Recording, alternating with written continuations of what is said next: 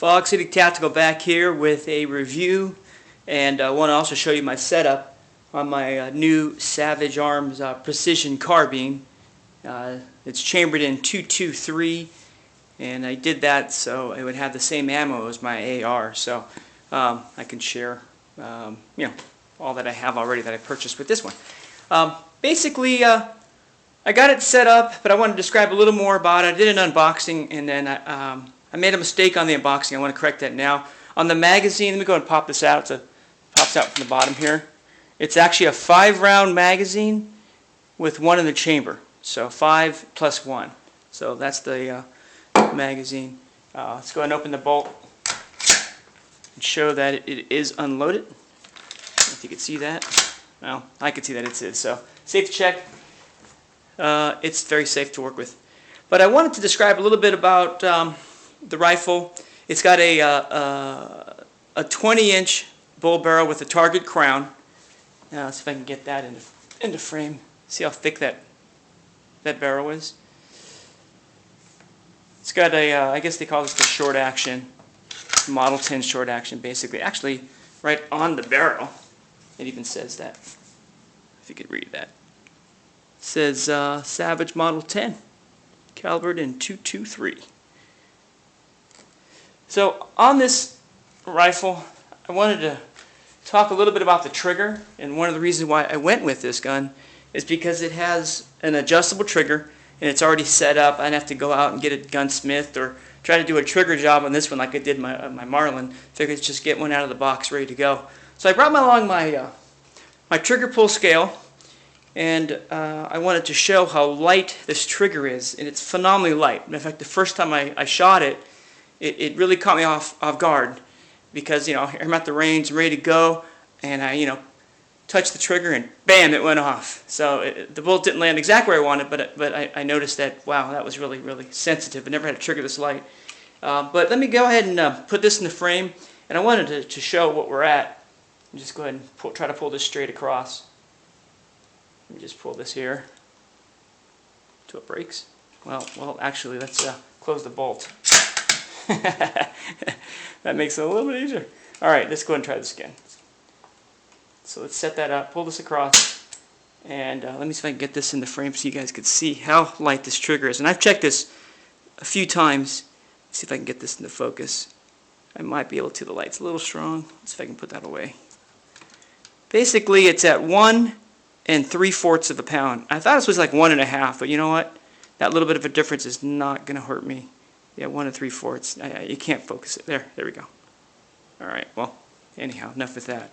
So it's got a very light trigger, but because it has that light trigger, the accutrigger actually has this, let me show you this blade. Let me go ahead and just pluck it in here.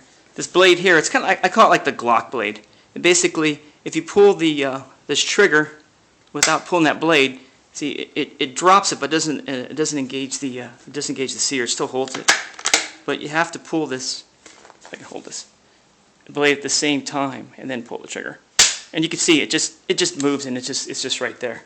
So that's pretty neat. Let me go ahead and show another part of the rifle that I thought was pretty cool. Let's see if I can get this in the frame here. So it's got a 3-position safety. That safety is off. When you pull it back all the way back, the trigger won't drop. The bolt will not open as well. So that's kind of neat. You push it forward, 1 click, the bolt does operate, and it will not fire, as you can see. So 1 more click forward, bang. So pretty cool. Put this down. I wanted to also describe a little bit what I did to my rifle to make it so it shoot, and I'm going to show you a little bit how I shot it. So how I have it set up, let's start with the front. I did a review on this bipod, and I have it, so I went ahead and stuck it on there, and it's solid. This is a rock mount. You can probably look up in the videos. 6x9, I think what it was. Works out really well. It's solidly mounted onto the swivel stud. And speaking of that, you can see there's another swivel stud on there and on the back, which is right there in the back. So that's you can still put a sling.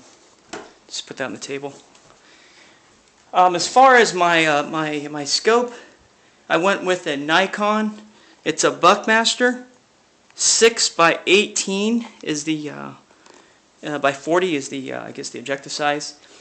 It's got some Butler Creek scope caps on there, so those are kind of cool. Keeps them nice and clean. It has the tactical turrets that came with it. I went in and installed those, and then the way I mounted it to the rifle itself, I went with these. Let me get the package just to show you a little bit. I found these just doing some research. DNZ products. I think it's Dead Nuts, and this is called the Game Reaper. It's a one-piece design, and it's supposed to save weight. It's made out of aluminum, and it's all machined in one piece, and they line bore so it's perfectly centered. You don't have to worry about lapping it in or getting your scope rings right. And I thought, you know what, that's probably the easiest thing to do. It installs in like 5 minutes. So let me just talk a little bit about this one. This is the Savage round receiver, short action, 1 inch is the scope, obviously the size. Height is low, and it's a right hand. SKU number is 14200. And I wanted to show you how close this is. It's a perfect setup. Let me just go ahead and grab this and get this in the frame. So if you look at the scope and the barrel, I mean, it's right there. So you want that as close as you can, and I think I did that. So I think let's hold this a little closer. You can see the mount itself. So it says DNZ. It's got 4, I guess, Allen head bolts that hold that down. And then it's got 4 screws, or I guess bolts, that hold it down to the receiver. And there's one right here, and there's one here, and then there's 2 in the back there. And it mounts up nicely. One of the things I did do is I brought it out to the range just to see what it would do. And I went ahead and, let me grab these targets actually, because I wanted to see what kind of ammo it was going to use, or what it was going to like, is probably a better way to say it. So I bought all different type of ammo. Let me just put my rifle to the side, because I want to talk about the accuracy, because this thing is amazing. And I'm so glad that I bought this thing. So here's the first, let me get this group here, here we go. Let me just put this down, you guys can take a quick peek at. Hope this doesn't bore you. Okay, so you look at that and you're like, well, that's not very impressive. Well, the center, this is actually my sight in. Get a little closer. So I was sighting it in, left, right, man, finally got it in there. And I figured, you know what, let's go ahead and pull it off to the side. So from that point, I went ahead and I shot that. Okay, that was sighting in with actually PMC. So I got some Black Hills ammunition, and I shot with a 68 grain. I guess it's a match bullet, boat tail bullet. And it came up with a 1 3/8 group, and this is at 100 yards. And I thought that was pretty impressive. The next set I got with the Black Hills 68 grain bullet was 1 1/8, and that was pretty good. I went ahead at that point. I was definitely trying different ammo out. This is the Black Hill 52 grain, and it produced a 5/8 group. So I was like, wow, okay, that's tighter. So, and then this is the 52 grain, and it produced a 1 inch group. So that was the first target that I had fun with, I guess you want to say. The next one, I went ahead and I wanted to try all the different other ammos that I had, now that I had it sighted in. And I was really impressed with one and really disappointed with another. So let me just show, well, let's show this one first. This is the Black Hills 52 grain, like the other target, and that's 3/4 of an inch. Here's the Federal Bulk Walmart stuff. It comes in a 100 pack. It's all kind of loosely boxed together. It's 1 3/4 of a group.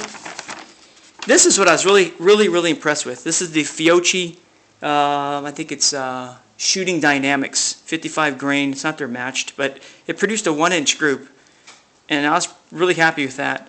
And then here's the PMC. I think it's the stuff that's made in Korea, and it produced a 1 1/2 if you calculate this.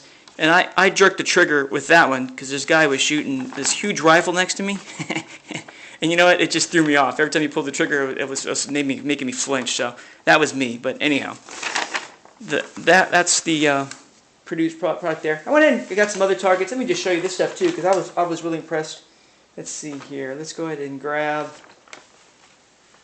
Let's grab this one too. Here's the Remington, the UMC 1 1/8. Remington UMC 1 5/8. In the center, that wasn't me. I was letting this guy shoot my rifle. He got one right in there, but you know, he was basically shooting those. This is the Fiocchi again, 3/4. Look at that. And it's like $20 a box at Big 5, and I was really impressed that it produced a 3/4. Here's that Federal. It really opened up, 2 3/8. So let me go back to the ammo that I'm really impressed with that this gun seems to like. It's a 55 grain full metal jacket, and I'm pretty sure it's a boat tail, but well, there's 3 there. There's 5. Look at that. That's a tight group. I didn't measure it. I probably should have, but you can see it's probably within an inch. That's a 4-shot group. And then this is the last one I set up. That's a 3-shot group. And that is a ½ an inch, I would say, at the most. I should have measured it. This is the Fiocchi 55 grain, $20 a box, and I think it shot better than that Black Hills. And that's just you know, there's a 5-shot group there. They're right on top of each other. So again, I'm really happy with this rifle. Let me just get this back in the frame so you can kind of take another last little peek at it. Let's get this back in here. There we go. In this setup, I'm super happy. Everything works well. It seems to flow. It's easy to acquire the target, you know, with this scope. The trigger is beautiful. I would recommend this. This is an awesome rifle. I also had the opportunity to shoot this exact same rifle. It had a different scope on it, but I went to the range, and sure, you know, lo and behold, there's a guy next to me with the same rifle, and I'm like, hey, we got the same gun. But his was chambered in .308. So I've never shot a .308 before this, so I said, you know what, can I try that out? And he goes like, yeah, go ahead and try it. Shot it, definitely more kick than the .223, but still dead on accurate. I don't have his target, but with his I did 3 shots, and I got that within an inch too, probably 3/4 to an inch. And I'm not sure what kind of ammo he was using, but I just wanted to talk a little bit about how accurate this rifle was. And again, I definitely recommend it if you're looking for a nice target gun. So there's my setup. If you have any questions, anything you might have, leave them in the comments. I'll try to answer those. And thanks for watching.